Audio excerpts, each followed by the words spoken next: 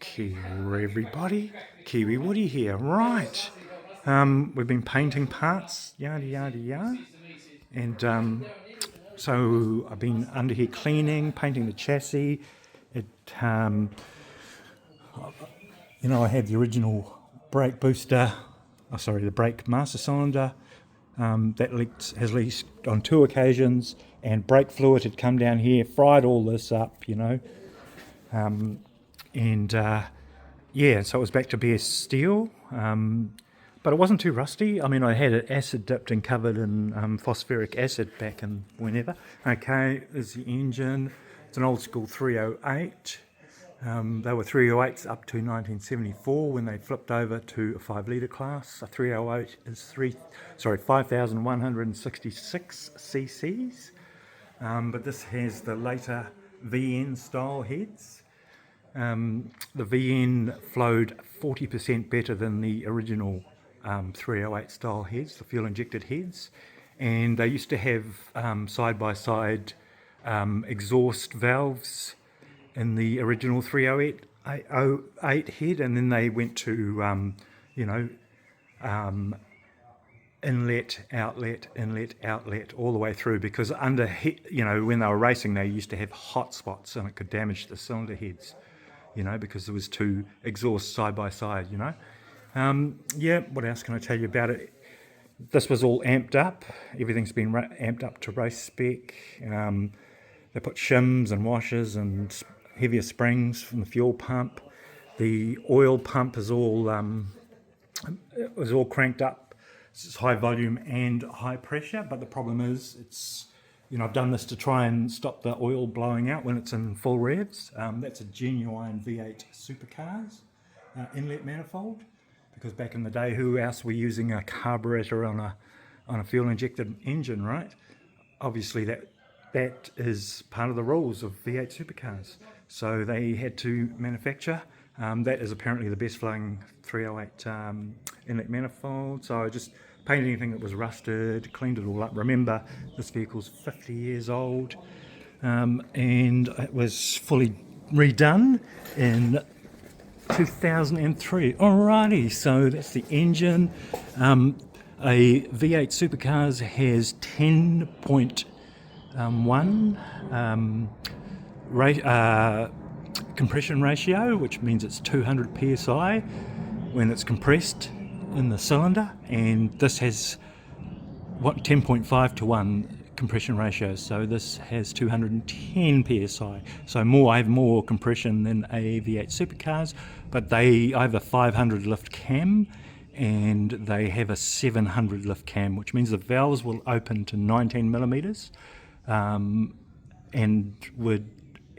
if it was higher compression, i.e. the piston is further up in the cylinder, then it would smash into the valves. So they have to reduce the thing for interference, right?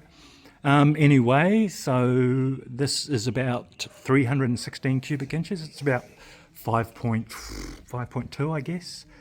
5.250, something like that. Anyway, I'm running pacemaker. I've always run pacemaker. Long tube are the ones you want. Okay, so these are interference, or they call them also tri-Y. Okay, so when the exhaust travels down here, it passes this other one here and creates a vacuum. Can you see how that happens? The air, because air has an equilibrium, so that works like a vacuum. So this one works like a vacuum, and then they travel and then they join again. That's why it's called tri-Y, and that extracts it. Okay, these are better for low end to mid-range power, and then for tuned length, or 4 pipes of equal length, good for high end, high RPM. Alrighty, so you need to balance all the parts. Okay, unfortunately this is the last camshaft for a automatic transmission. This is an automatic transmission, and it's the last streetable one, okay, because the bigger the camshaft, the wider the valves open, which then has an effect on the vacuum in the inlet manifold. Okay, as I said to you before, this has got a V8 supercars inlet manifold. Okay, so when it's idling, I'm only cranking just over 10 psi. Yeah, so we had to crank that up a little bit because the minimum to comply in New Zealand is 15 psi, all right? So that's one of the things I've had to do. I've only just gotten my compliance after 34 years, so that's cool. Okay, this is a Chevrolet 3000 stall converter. So in a standard automatic, you could put your foot on the brake, put your foot hard down onto the floor on the accelerator, and it'll just stall out at probably, you'll find, 1200 RPM. This is a 3000 stall, so if I do the same in Neverland here, it can jump up as high as 3000, and still I have my foot on the brake, and then as soon as the lights change, you know, primarily at the drag strip, then I can launch at 3000 RPM, all right? Remember, because of my high compression ratio, I'm building boost into the engine, okay? Boost. What you're trying to do is increase the boost in the cylinders with a turbo. So I built build the boost in so you get punch right from the mark, and then obviously get up to 3000. This big camshaft doesn't make any power under 2,500, so that's why I have to compensate. Otherwise it feels like, you know, I'm trying to tow a truck, otherwise getting off the mark. Well, that's what it feels like to me. Okay, so this is a turbo 350 and was made for the small block Chevrolet, and its bigger brother, the turbo 400, was made for the large capacity V8s, which they call rat motors or big blocks. And these small blocks, the 350 Chevrolet 350 engine, is a small block, and they call it, or they term it, a mouse engine. Okay, this one here, turbo 350, this takes 32 horsepower. It steals 32 horsepower just to turn this. All this is a big oil pump, so there's a whole lot of friction and, you know, resistance. Okay, its big brother takes 44 horsepower, and say like the VN or whatever, V6, 3.8 V6 that you get in the Commodores and whatever, that back in the non-electronic age took 18 horsepower to turn it. Okay, that's why a manual's good, because it steals no horsepower, and I always refer to an automatic trans as a horsepower thief. Anyway, guys, so this one has extra.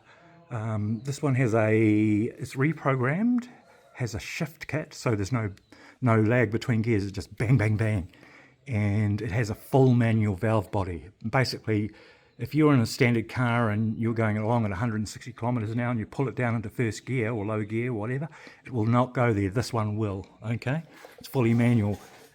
Okay, for the cert, I had to have this this drive shaft loop made. Now this is a monster. You probably can't tell. This is 2.5 inches or 75 mils, so or 64 mils, sorry, and this is 75 mils. I had to get this monster drive shaft made. Now I homemade this exhaust many moons ago on a Sunday. You can see it's just made of lots of cuts and tucks. It's stainless. I think there's about $50 worth of stainless here, and it was $240, but these Lukis sound the best on 308. Now, bought this in from Australia. This is a rod shop. This is like the World Burnout Masters type diff that they use. Monster 1350 components. You can see it's a beautiful looking piece of equipment. Probably rated to about 4,000 horsepower. So I don't know what this thing puts out. Probably mid threes. Probably yeah, 10 times what this can put out anyway. Okay, and it came in with woodward discs on the back, and yeah, so and this came with a factory K-Mac roll bar anyway. So yep, and on the front I didn't mention that I had HQ race car springs. This has Monaro Peters at the back here. These are Peters shocks, and on the front I'm running Monaro GTs, and yeah, just a homemade exhaust. All right, guys, rod shop.